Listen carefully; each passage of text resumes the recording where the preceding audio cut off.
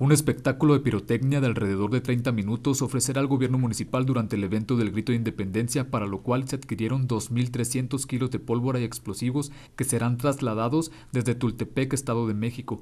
Va a estar resguardado por la guarnición de la plaza y por seguridad pública también, ¿verdad? Va a ser un evento pues que todos debemos de disfrutar ahí en el lugar. No, desde luego cuando se manejan estas cantidades se incrementan las medidas de seguridad ahí en el lugar. Por parte de Protección Civil, pues vamos a tener 2 unidades de bomberos allí, ¿verdad? Muy pendientes de cualquier situación.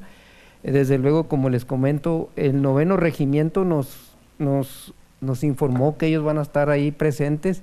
El director de Protección Civil, Efrén Matamoros, mencionó que los juegos pirotécnicos serán colocados hacia el poniente de la Plaza de la Mexicanidad y el área estará resguardada por elementos de varias corporaciones policíacas, incluyendo militares. Yo les comenté la vez pasada y se las reitero que van a ser cifras muy similares a la del año pasado porque el evento es muy similar. Es más, se me hace que hacer un poquito menos, porque la estructura, el año pasado estuvo entre 7 y 7,5 millones de pesos, más o menos.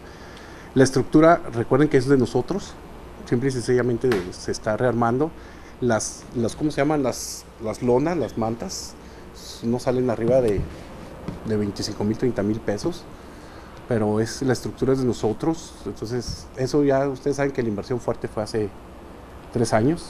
El oficial mayor mencionó que la inversión para el evento será de 7 millones de pesos, lo que incluye el pago del show musical, pirotecnia y gastos de sonido, entre otros.